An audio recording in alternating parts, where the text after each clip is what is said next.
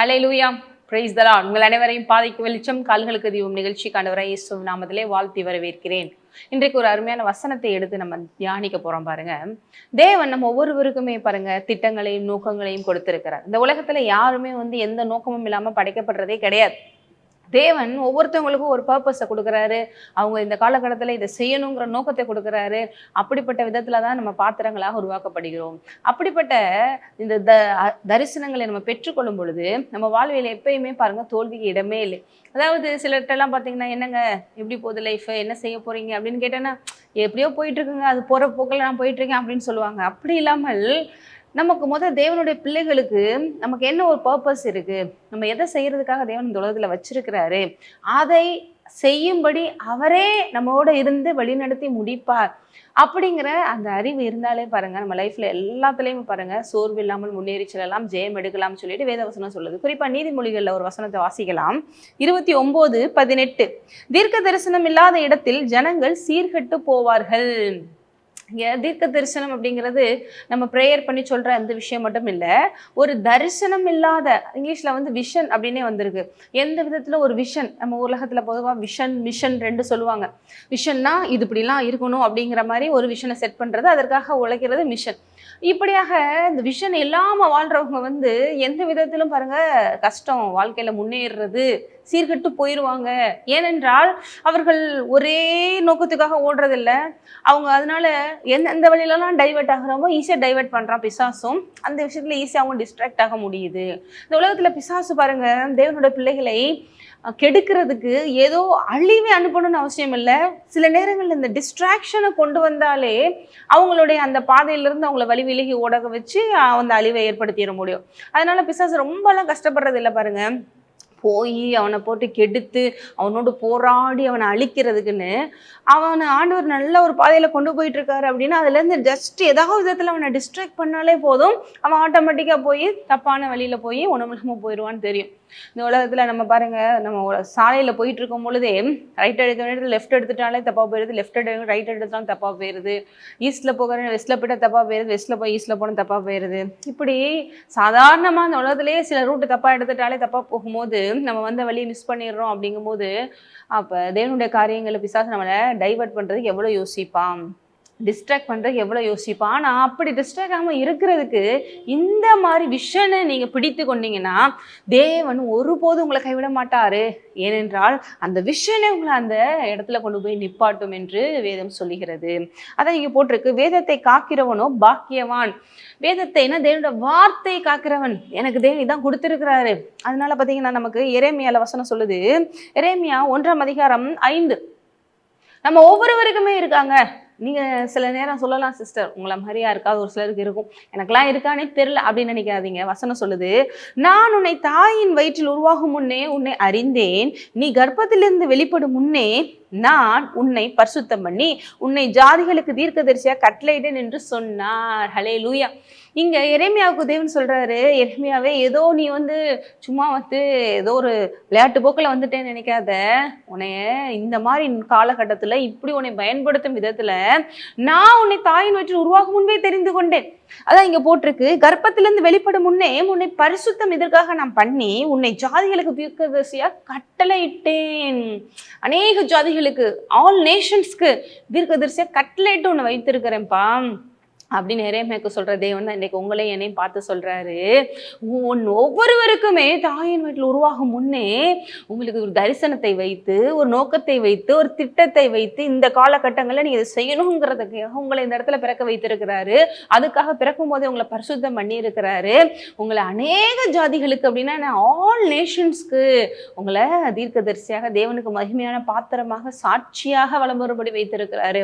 இதுல ஊழியத்திலன் மட்டும் இல்லை, இப்போ நான் ஊழியத்துலலாம் இல்லைங்க அப்படி சொன்னால் நீங்கள் விசுவாசிகளாக இருந்தால் கூட உங்களுக்கு ஒரு டாக்டர் ஆகணும்னு ஒரு காலிங் இருக்கலாம், ஒரு டீச்சர் ஆகணும் ஒரு காலிங் இருக்கலாம், பெரிய பிஸ்னஸ்மேன் ஆகணும் ஒரு காலிங் இருக்கலாம். எந்த விதத்தில் எந்த மனுஷனும் எந்த நோக்கமும் இல்லாமல் உருவாக்கப்படுறதே கிடையாது. ஈவன் நம்ம உலகத்தில் இருக்கிற சாதாரண மனிதர்களாக நம்மளே ஏதாவது ஒன்று செய்கிறோன்னா அதில் ஏதோ ஒரு அர்த்தத்தோடு தான் செய்வோம். என்னமோ செஞ்சாங்க என்னமோ வந்துருச்சு அப்படிங்கிற மாதிரி சொன்னாலே நம்மளை இது சரியில்லாத ஒரு மனநிலையில் இருக்காங்கன்னு சொல்லுவாங்க. இப்போ கடவுள் ஞானி, அவர் எதையுமே காரணம் இல்லாமல் செய்ய மாட்டார், அர்த்தம் இல்லாமல் செய்ய மாட்டார். மாட்டார், நோக்கம் இல்லாமல் செய்ய மாட்டார். சில நேரங்கள் நினைப்பாங்க, நானே எங்கள் அம்மா அப்பா சொல்லுவாங்கங்க, தெரியாமல் வந்து பிறந்துட்டேன் அப்படி சொல்லிட்டு. தேவன் அப்படிலாம் கிடையாதுங்க. எல்லாவற்றையும் அறிந்திருக்கிறவர், ஒவ்வொரு விஷயத்தையும் பார்த்து பார்த்து செய்கிறவர். உங்களை தாயின் கருவில் உருவாகும் முன்பே உங்களை பேர் சொல்லி இங்க பாருங்க, அறிந்தேன், அழைத்தேன், அபிஷேகம் பண்ணினேன், உன்னை இப்படி இருக்கணும்னு சொல்லி நான் கட்டளையிட்டு வைத்திருக்கிறேன் என்று சொல்றாரு. எவ்வளவு ஒரு அருமையான தேவன். ஒரு இதை பார்த்து கொண்டிருக்கிறவங்க, ஓ எனக்கும் இப்படி ஒரு காலிங் இருக்கா, எனக்கும் ஒரு அழைப்பு இருக்கா, எனக்கும் ஒரு லைஃப்ல ஒரு விஷன் இருக்கா, ஒரு பர்பஸ் இருக்கா அப்படின்னா எஸ் அப்படின்னு தான் சொல்லலாம். ஏனென்றால் எந்த மனிதனும் நோக்கம் இல்லாமல் தேவனால் படைக்கப்படுறது இல்லை. அப்ப இந்த விஷனை இதைத்தான் வந்து நமக்கு நீதிமொழிகளை பார்க்கிறோம். இந்த தரிசனத்தை தேவன் எனக்காக வைத்த இந்த காலிங் அறிந்து கொண்ட வாழ்க்கையில சீர்கட்டு போவதில்லை. ஏனென்றால் என்னை தேவன் இதுக்காக தான் வச்சிருக்காரு. ஆகவே பாருங்க, இது ஃபுல்லா செய்யறது யாருன்னு போட்டிருக்கு, தேவன். அப்ப தேவன் எனக்குள்ள வச்சிருக்காருன்னா அதற்கான பலனை அவரே கொடுக்குறாரு. அப்ப அதையே அவர் செய்து முடிப்பாரு. ஜஸ்ட் நான் இதுல வந்து அவரோடு சேர்ந்து செய்யற ஒரு பாத்திரம் தான், முழுக்க முழுக்க என் தலையில எதுவும் கிடையாது அப்படிங்கிற அந்த அறிவு இருக்கும் பொழுது கண்டிப்பா எல்லா சவால்களையும் சோதனைகளையும் டைவர்ஷன்ஸையும் தாண்டி நம்ம போவோங்கிறதுல சந்தேகமே இல்லை. தேவனுடைய பிள்ளைகள், இந்த விஷன்ஸ் தெரிஞ்சவங்க, இந்த மாதிரி நோக்கம் பர்பஸ் தெரிஞ்சவங்களுக்கு எத்தனை சோதனைகள் வந்தாலும், எத்தனை இடர்கள் வந்தாலும், எத்தனை பாடுகள் வந்தாலும், எத்தனை பிரச்சனைகள் வந்தாலும், எவ்வளவு எதிர்ப்புகள் வந்தாலும் தொடர்ந்து முன்னேறி போயிட்டே இருப்பாங்க. ஏனென்றால் அவங்களுக்கு தேவன் வைத்திருக்கிற நோக்கம் திட்டம் தெரியும். அதை நோக்கி அவரே அழைத்து கொண்டு போவாரு. ஆகவே அவங்களுக்கு தைரியம் வருது. ஆகவே அவங்களுக்கு வந்து எனக்காக யாரும் செய்து முடிக்கிற தேவன் ஒருவர் இருக்கிறார் அப்படிங்கிற அந்த நிச்சயம் வருது. ஆகவே முன்னாடி போக முடியுது அப்படின்னு சொல்லிட்டு வேதம் சொல்லுது. இப்படி ஒரு விஷனோட தெளிவா இருக்கிறவங்க ஒரு நாள் டைவர்ட் ஆகிறது இல்லை, எந்த டெம்டேஷன்லேயும் மாற்றுறதில்லை, எந்த விதமான இச்சைகள் இந்த மாதிரி விஷயங்கள்லாம் அவங்க என்ன பண்ணுறதில்லை, ஈடுபடுறதில்லை. அதனால தான் பொதுவாக பார்த்தீங்கன்னா ஒரு ஸ்டேஜ் வந்து உடனே சொல்லுவாங்க, கல்யாணம் பண்ணிட்டாங்கன்னா பொறுப்பு வந்துடும் அப்படின்னு பொதுவாக சொல்லுவாங்க. ஏனென்றால் ஒரு ஸ்டேஜ் வரும்போது அவங்களுக்குன்னு அந்த ரெஸ்பான்சிபிலிட்டிஸ், அந்த பொறுப்பு, ஐயோ எனக்கு இந்த மாதிரி வேலைகள் இருக்குது, ஐயோ நான் குடும்பத்தை பார்க்கணும் அப்படின்னு சொல்லிட்டு சில விஷயம்ஸ்லாம் அவங்களுக்கு ஃபார்ம் ஆக ஆரம்பிச்சிருது. அதனால பழைய மாதிரி தேவையில்லாத விஷயங்கள்லாம் அவங்க செய்ய மாட்டாங்க, ஒரு பொறுப்போடு இருப்பாங்க அப்படிங்கிறது மாதிரி. இங்கேயும் பார்த்தீங்கன்னா தேவன் உங்களுக்கு கொடுத்துருக்கிற இந்த இந்த நோக்கம், இந்த விஷன், இந்த தரிசனம், என் வாழ்க்கையில நான் இதுக்காக தான் இருக்கேன், என்னை தேவன் இதுக்காக செய்யும்படி வைத்திருக்கிறாங்கிறதெல்லாம் வந்துருச்சுன்னா ஒரு நாளும் எந்த டெம்டேஷனையும் பிசாசு உங்களை கொண்டு வந்து டைவர்ட் பண்ண முடியாது. எந்த விதமான உலக பிரகாரமான பிரச்சனைகள் எதுவும் உங்களை டைவர்ட் பண்ண முடியாது. அதுக்கு ஒரு எடுத்துக்காட்ட நெகேமியா 6ஆம் அதிகாரத்துல பாருங்க. இந்த இடத்துல நெகேமியாவை கொண்டு தேவன் என்ன பண்றாரு, எருசலேமை கோட்டைச்சுவர்கள் எல்லாம் கெட்டுறாரு. அப்படி கட்டிட்டு இருக்கிற நேரத்தில் பார்த்தீங்கன்னா இதை டைவர்ட் பண்ணுறதுக்கு எல்லாம் கட்டி முடிச்சுட்டாங்க. அடுத்து வாசல் வந்து வைக்கணும் எங்கே அப்படின்னா அந்த முக்கியமான இடத்துல. இது வேணா உங்களுக்கு நான் ஒரு தடவை வாசிக்கிறேன். இந்த நெகேமியா அதுக்கு என்ன சொல்கிறார் அப்படிங்கிறத நம்ம பார்ப்போம். நெகேமியா 6ஆம் அதிகாரம். இதில் வந்து நெகேமியா சொல்லுவார், எக்காரணம் கொண்டு நான் டைவர்ட் ஆக மாட்டேன். ஏனென்றால் எனக்கு தேவன் ஒரு பெரிய நோக்கத்தை கொடுத்துருக்கிறாரு. ஒரு நாள் நான் என்ன பண்ண மாட்டேன், பின்வாங்கி நான் போக மாட்டேன் அப்படின்னு சொல்லுவார். நெகேமியால என்னோட சேர்ந்து திருப்பிக் கொள்ளுங்கள் 6ஆம் அதிகாரம். இப்படியாக நம்ம ஒவ்வொருவரும் விஷன்ஸோடு இருந்தால் நாமும் ஒரு நாளும் என்ன பண்ண மாட்டோம், தேவையில்லாமல் குழப்பத்தில் போக மாட்டோம். நான் அலங்கத்தை கட்டி முடித்ததையும், அலங்கம்னா சுவர், இனி அதிலே திறப்பு ஒன்றுமில்லை என்பதையும், சன்பாலத்தும் தொபியாவும் அரபியனான கேஷாமும் எங்களோடு இருந்த மற்ற பகைஞரும் கேள்விப்பட்ட போது. ஏன்னா அதே ஊர்ல இந்த ஆளுகளும் இருக்காங்க. இவர்கள் மத்தியிலேயே பார்த்தீங்கன்னா நெகேமியா என்ன பண்றாரு, தேவனுடைய வல்லமையில அந்த மதில் சுவர்கள் எல்லாம் கட்டி முடிக்கிறாரு. அதே போல ஆலயத்தையும் கட்டுறபடி தேவன் அவருக்கு கிருபை செய்யறாரு. நான் வாசல்களுக்கு இன்னும் கதவு போடாது இருக்க, வாசல்லாம் ரெடி பண்ணியிருக்கு, ஆனா கதவு மட்டும் போடாம இருக்கு, எல்லாம் முடிக்க போறாரு அப்படின்னு சுத்தி இருக்கிற எதிரிகள் வேடிக்கை பார்த்துட்டு இருக்காங்க. இவங்க எவ்வளவு பிரச்சனைகளை கொண்டு வந்து பார்த்தாங்க, எவ்வளவு சதித்திட்டம் செஞ்சு பார்த்தாங்க. ஆனா நெகேமியாவுக்கு நல்ல ஒரு அரசாங்கத்துல இருந்து பெரிய சப்போர்ட், அரசனுடைய சப்போர்ட். அதனால இவருக்கு எந்த தடையும் கொண்டு வர முடியல. அவ்வளவு பிரச்சனைகள் வரும்பொழுதும் அதையும் தாண்டி முடிக்கிறாரு. வாசல் மட்டும் வச்சுட்டு கதவு வைக்கப்படாத நேரத்துல இவங்கள மாதிரி ஆளுகள் என்ன பண்றாங்க, ஒரு கன்னிங்கா நெகேமியாவை டைவர்ட் பண்ணி இதை எப்படியா ஸ்டாப் பண்ணிடணும்னு சொல்லிட்டு தொடர்ந்து நீங்க படிச்சு பாருங்க. நம்ம ஓனோ பள்ளத்தாக்கில் இருக்கிற கிராமங்களில் ஒன்றில் ஒருவரை ஒருவர் கண்டு பேசுவோம் வாரும் என்று கூப்பிட்டார்கள். அவர்களோ என்றால் எனக்கு பொல்லாப்பு செய்ய நினைத்தார்கள் அப்படின்னு சொல்லிட்டு, அப்பொழுது நான் அவர்களிடத்தில் ஆள்களை அனுப்பி நான் பெரிய வேலையை செய்கிறேன், நான் வரக்கூடாது சொல்றாரு. என்னன்னு போய் சும்மா கேட்டுட்டு வருவோம் என்ன அப்படிங்கிற மாதிரி கொஞ்சம் கூட டைவர்ட் ஆகலை. அவருடைய விஷன்ல, அவருடைய பர்பஸ்ல என்னை தேவன் இதுக்காக தான் வைத்திருக்கிறாரு, நான் இதை 100% வெற்றிகரமா செஞ்சு முடிக்கணும், இது என் கையில கொடுக்கப்பட்ட முக்கியமான ப்ராஜெக்ட் அப்படிங்கிறதுல அவர் ரொம்ப தெளிவா இருக்கிறதுனால எந்த விதமான பிசாசினுடைய அதாவது பிசாசு இந்த மனிதர்கள் வழியா டைவர்ட் பண்ண பார்க்குறான். அவங்களோட எந்த விதமான விஷயங்களுக்கும் இவர் உடன்படலை. அவர் என்ன சொல்லி அனுப்புறாரு, நான் முக்கியமான வேலை, பெரிய வேலைக்கு நியமிக்கப்பட்டு இருக்கிறேன், அதை நான் செய்து கொண்டு இருக்கிறேன், ஆகவே நான் வரக்கூடாது, நான் அந்த வேலையை விட்டு உங்களிடத்தில் வருகிறதுனால் அது மெனக்கெட்டு போவேனேன் என்று சொல்ல சொன்னான். பாருங்க, இந்த மாதிரி தான் சொல்றாரு வசனம் சொல்லுது. இப்படி ஒரு பர்பஸ், ஒரு நோக்கம் நம்ம வாழ்வியல வந்துருச்சு அப்படின்னா நம்மளும் பார்த்தீங்கன்னா ஒரு நாளும் என்ன பண்ண மாட்டோம், இடரல் அடைய மாட்டோம். இந்த உலகத்துல பாத்தீங்கன்னா நம்மளை டைவர்ட் பண்றதுக்கு 1008 விஷயங்கள் இருக்கு. பிசாசு பார்ப்பான், ஒண்ணு என் கையில இருந்து போயிட்டாங்க, இப்ப ஆணோட பிள்ளையா மாறிட்டாங்க, சரி அதுக்கடுத்து என்ன பண்ணுவானா, ஆணோட பிள்ளையா மாறிட்டு இப்ப அவள் வார்த்தையை கேட்க ஆரம்பிச்சிட்டாங்களா, ஐயோ சரி பரவாயில்ல இன்னும் நம்ம ட்ரை பண்ணுவோம் அப்படின்னு சொல்லிட்டு வார்த்தையை கேட்டுட்டு இருந்தாலும் அதன்படி செய்ய விட மாட்டான். அதன்படி செய்து கொண்டிருந்து ஒரு விஷயம் நோக்கி இப்படி போய்கிட்டு இருந்தா நம்மளை டைவர்ட் பண்ண நிறைய விஷயங்கள் இப்படி செய்வான். எப்ப பார்த்தாலும் அனுதினமான கவலைகள், என்னத்தை உண்போ, என்னத்தை குடிப்போ, என்னத்தை உடுப்போங்கிற இது மாதிரி விஷயங்கள் இப்படிலாம் கொடுத்து நம்மளை வந்து டைவர்ட் பண்ணாலே நம்ம ஆட்டோமேட்டிக்காக அந்த ட்ராக்கை விட்டு வெளில போயிட்டாலே நமக்கு தேவையில்லாமல் பிரச்சனைகள் வந்துடும், தோல்வி வந்துடும், நம்மளுக்கு தெரியும். ஸோ இந்த மாதிரி எல்லாம் அவன் செய்வான். ஆனால் நெகேமியா சொல்றாரு, இல்லை நான் முக்கியமான வேலை, பெரிய வேலை செஞ்சுட்டு இருக்கேன், நான் ஒரு நாளும் வரமாட்டேன் அப்படின்னு சொல்றாரு.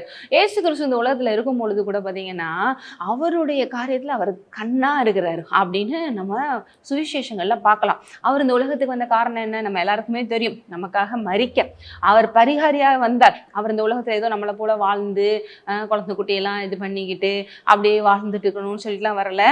அவர் வந்து கடவுள், அவர் மனிதனா வந்தது காரணம் முழுக்க முழுக்க தன்னை நமக்காக பலியாக ஒப்பு கொடுத்து அவரை போல நம்மை மாற்ற வந்தாரு. ஆனாலும் அவருக்கு நடுவில் ஏகப்பட்ட டெம்டேஷன்ஸ் வருது பாருங்க. சில நேரங்கள் ஒரு இடத்துல பார்த்தீங்கன்னா லூக்கா 4ஆம் அதிகாரத்துல அவர் வந்து பிசாசுகளெல்லாம் விரட்டுறாரு. பிசாசுகளை ஒரு காலில் வந்து விழுகிறத பார்த்துட்டு மக்கள்லாம் யார் இவர் அப்படி சொல்லி ஆச்சரியப்படுறாங்க.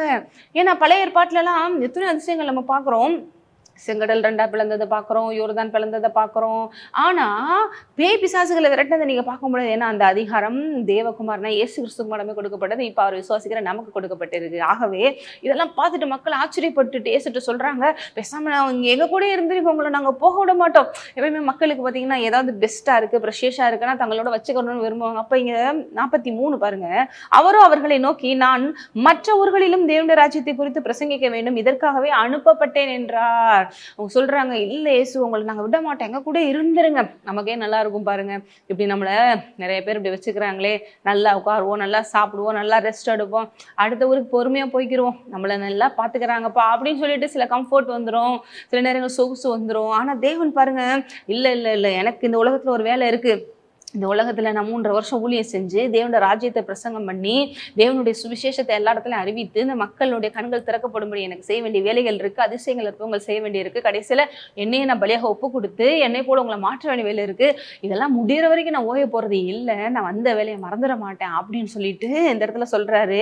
நான் மற்ற ஊர்களிலும், ஏன்னா அந்த ஊர் மக்கள் அவங்க இருக்க வைக்க நினைக்கிறாங்க, இல்லை நான் மற்ற ஊருக்கும் போகணும், தேவனுடைய ராஜ்யத்தின் சுவிசேஷத்தை குறித்து பிரசங்கிக்க வேண்டும், இதற்காகவே அனுப்பப்பட்டேன்னு சொல்லி அவருடைய விஷன்ல அவர் ஸ்ட்ராங்கா இருக்காரு. அவருடைய விஷன்ல அவர் ரொம்ப சாலிடான ஒரு தீர்மானத்தோடு இருக்கிறாரு. அதே போல இந்த உலகத்துல பாத்தீங்கன்னா கடைசியில் அவருக்கு வந்து சிலுவை மரணத்துக்கு போறதுக்கு முன்னாடி கூட எவ்வளவோ டைவர்ஷன்ஸ் கொண்டு வந்தான் பிசாசு. ஏன்னா என்னதான் இருந்தாலும் நம்மளை போல ஒரு மனுஷனா இருக்கும்பொழுது நிறைய டிஸ்ட்ராக்ஷன் ஆகத்தான் செய்யும்.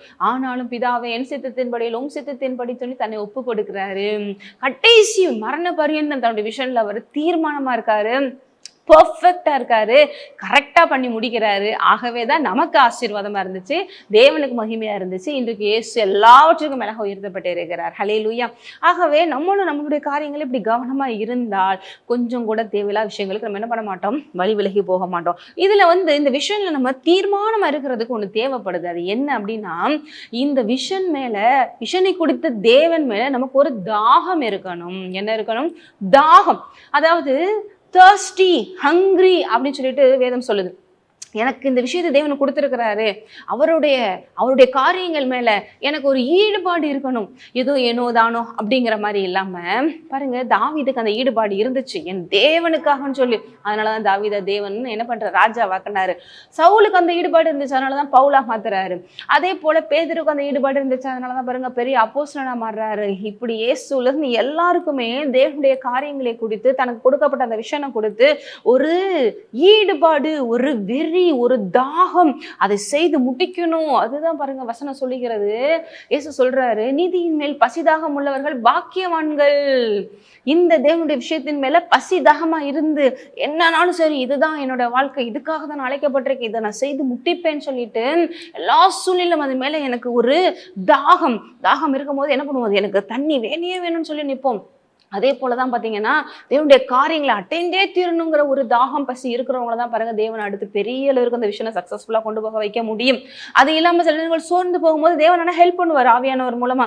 எலியா கூட பாத்தீங்கன்னா சில நேரம் அப்படி சோர்ந்து போய் உட்காரும் போது அவர் போய் அப்புறம் அப்பத்தையும் திராட்சைலாம் கொடுத்து என்ன பண்றாரு, நீ போக வேண்டிய தூரம் அதிகம்பா, எழுந்திருச்சு ஓடுன்னு சொல்லி நம்மள மறுபடியும் திடப்படுத்துகிற தேவன் இருக்காரு, மறந்துட வேண்டாம். ஆனா இந்த ஹங்கர் அண்ட் தர்ஸ்ட், இந்த பசி இந்த தாகம் இல்லைன்னா நமக்கு பெரிய காரியங்களை செய்ய முடியாது. அதனாலதான் பாருங்க தாவீது சொல்றாரு, மான்கள் நீரோடை கதறித்து தேடுவது போல என் ஆத்துமா உண்மையில் வாஞ்சியா இருக்கிறது. எப்பவுமே தேவன் மேல இந்த வாஞ்சி இருக்கணும், பசி இருக்கணும், தாகம் இருக்கணும். அப்படிப்பட்டவங்க தான் இந்த விஷயம்ல எப்பயுமே எவ்வளவு விஷயங்கள், ஏன்னா நமக்கு நிறைய டெம்டேஷன்ஸ் வரும். நம்ம எத்தனை தேவ மனிதர்கள் இந்த உலகத்துல நமக்கு முன்னால வாழ்ந்து எல்லாத்தையும் கடந்து சக்சஸ்ஃபுல்லா செஞ்சு முடிச்சிருக்காங்கிறத நீங்க வேதத்துல படிங்க. சும்மா நானும் பைபிள் வச்சிருக்கேன்னு சொல்லிட்டு உட்கார்ந்து இருக்கிற அர்த்தம் கிடையாது. ஈவன் நெகேமியா, இப்ப சொன்ன நெகேமியாவோட கதையில கூட அந்த இடத்தை கட்டி முடிக்கிறதுக்குள்ள அவருக்கு எவ்வளவு பிரச்சனைகள் வந்துச்சு. வேலையாட்கள் வரும்போது இந்த எதிரிகள் தேவையெல்லாம் பிரச்சனையை கொண்டு வேலைக்கு எடுத்து விட்டுருவாங்க. எவ்வளவு பிரச்சனைகள். ஏன்னா சில நம்ம நினைச்சிடுறோம் தேவனுடைய காரியத்துலன்னா தடையே வராது. இல்லைங்க, நம்ம இந்த உலகத்துல தேவனுடைய காரியத்தை செய்யும் பொழுது பிசாசு தடைகளை கொண்டு வரத்தான் செய்வான். தடைகள்ல ரெண்டு இருக்கு. ஒண்ணு இந்த உலக பிரகாரமா வர்ற தடை, அதாவது அது தேவனுடைய பிள்ளைகளுக்கு அதை தேவன் என்ன பண்ணிடுறாரு, ஒண்ணுமில்லாம எந்த தடை வந்தாலும் ஒண்ணுமில்லாம மாற்றி பண்ணிடுவாரு. ஆனா நீதி நிமித்தம் இந்த அநீதியான உலகத்துல சில காரியங்களை செய்யும் பொழுது பிசாசு ஓன்னு சொல்லி பிரச்சனைகளை கொண்டு வராது. ஏன்னா அவனுடைய பிளான்ஸ், அவனுடைய எல்லா விஷயமும் அழிய போகிறதுனால அவன் என்ன பண்றான், எதிராக படையெடுத்து வரத்தான் செய்வான். ஆனா நம்மளுடைய காரியத்துல விஷயம்ல நம்ம இப்படி ஹங்கரா தர்ஸ்டா இருக்கும் பொழுது ஒரு நாளும் என்ன பண்ண மாட்டோம், விட்டு கொடுக்கவே மாட்டோம். அதை அடைந்தே தீரணும்னு இந்த விஷயமும் நமக்கு ரொம்ப முக்கியமா இருக்கு. கடைசியா பார்த்தீங்கன்னா எந்த விஷயத்துலையும் நம்ம தேவையில்லாத காரியங்களை போய் டிஸ்ட்ராக்ட் ஆக மாட்டோங்கிறதும் வசனம் நமக்கு அழகா சொல்லுது. இப்படி இல்லாம டிஸ்ட்ராக்ட் ஆகாம குழப்பிக்கிறாம நம்ம மைண்ட் செட்ல நமக்கு தேவன் கொடுத்த விஷயம் டைவர்ட் ஆகாம இருக்கிறதுக்கு தேவன் ஆபகுக்குல ஒரு ஐடியா சொல்றாரு. அந்த தீர்க்கதரிசிக்கு என்ன சொல்றாரு அப்படின்னு பாருங்க, 2ஆம் அதிகாரம் 2ஆம் வசனம். ஏன்னா கர்த்தர் சொல்றாரு, ஏற்ற நேரத்துல இதெல்லாம் நடக்க போகுது, நீ நடக்கலன்னு சொல்லி சோர்ந்து போயிடாத. அப்ப சில நேரங்கள் இந்த விஷயம் நோக்கி போயிட்டு இருக்கும் போது சோர்வுகள் வருது. ஐயோ நான் எதிர்பார்த்த மாதிரி நடக்கவே. அப்பா ஆண்டவர் சொல்றாரு, இல்ல குறித்த காலத்திற்கு தரிசனம் வைக்கப்பட்டிருக்கு. அதான் 3ஆம் வசனம் வருது. அது பொய் சொல்லாது, அது முடிவிலே விளங்கும், அது தாமதித்தாலும் அதற்கு காத்திரு, அது சீக்கிரமாய் நிறைவேறும் அப்படின்னு சொல்றதுக்கு 2ஆவது வசனம் தான் சொல்லியிருக்கு. கர்த்தர் பிரதியுத்தரமாக, நீ தரிசனத்தை எழுதி அதை கடந்தோடுகிறவன் வாசிக்கும்படி பலகையிலே தீர்க்கமாக வரை. பலகையில் நம்ம ஊர்லலாம் பார்த்தீங்கன்னா இப்போ ஒரு ஃப்ளெக்ஸ் எடுத்து போட்டு விடுற மாதிரி, இல்லை பெரிய போர்டில் எழுதி போடுற மாதிரி, எல்லாரும் பார்க்குறவங்களாம் அதை பார்க்குற மாதிரி, ஒரு நாள் உன் கண்ணை விட்டு விலகாத மாதிரி இந்த தரிசனத்தை எப்பயும் கண்ணுக்கு முன்னாடியே வை. ஏனென்றால் இந்த உலகத்தில் நம்ம பார்க்குற அநேக நெகட்டிவான சூழ்நிலைகள்னால, அநேகருடைய பேச்சுக்கள், அநேக விஷயங்கள் நம்ம காதுக்குள்ள இருதயத்துக்குள்ளே போகிறதுனால அப்படியே நம்ம சோர்ந்து போயிட்டு அது மேலே ஒரு ஈடுபாடுலாம் போயிடக்கூடாது. அது நடக்குமோ நடக்காதோன்னு சொல்லிட்டு டைவர்ட் ஆகிடக்கூடாது. ஆகவே தேவன் ஃபிக்ஸ் பண்ணி நமக்கு சொல்லி கொடுக்குறாரு, உன் கண்ணு மேல அதை எப்பயுமே என்ன பண்ணவை, அதை ஒரு பலகையில எழுதி தொங்க விடு, அதை எப்பொழுதும் போகிற வரணும் பார்க்குற மாதிரி வை, அதை நீயும் பார்த்துக்கிட்டோ இரு. இப்படி இருந்துட்டு இருக்கும் பொழுது அது உன் இருதயத்துல இருக்கும், அது கண்டிப்பா அது நடக்கும், என்னால் முடிவிலே விளங்கும், அது பொய் சொல்லாது, அது தாமதித்தாலும் அது காத்துரு, ஆனால் அது சீக்கிரமா இது நடந்து முடிக்கும் என்று சொல்லி ஆபகுக்கு தீர்க்கதரிசிக்கு தேவன் என்ன பண்றாரு சொல்றார். இன்னைக்கு கூட தேவ பிள்ளைகளை நீங்க ஒரு விஷனோட தரிசனத்தோட போயிட்டு இருக்கீங்களா, அது நடக்குமோ நடக்காதோன்னு கவலைப்படாதீங்க. தேவன் சொல்றாரு, முடிவிலே விளங்கும், அது பொய் சொல்லாது. ஹல்லேலூயா, அது சீக்கிரமாய் நடந்து முடிக்கும் என்று வேதம் சொல்லுகிறது. ஆகவே இந்த மாதிரி நீங்க தரிசனத்துல வைத்து செல்லும் பொழுது நீங்க சீர்கட்டு போவது இல்லை. எத்தனை பேர் இனிமேல் அப்படி வாழ போறீங்க? அம்மேன் ஜெபிக்கலாம். சோதரம் தகப்பனே, இந்த அருமையான நேரத்திலே இந்த வார்த்தை கேட்ட ஒருவரையும் ஆசீர்வதிக்கிறப்பா. இன்றிலிருந்து ஆண்டவரே தேவனே, நீர் அவங்க ஒவ்வொருத்தவங்களுக்கும் வைத்திருக்கிற தரிசனத்தை நோக்கி ஓடட்டும், எல்லாவற்றும் வெற்றியை எடுக்கட்டும். இயேசுவின் நாமத்திலே ஆமென். ஹல்லேலூயா. தேவனுடைய கிருபையும் சமாதானமும் இருப்பதாக. நீங்கள் ஆசீர்வதிக்கப்பட்டவர்கள்.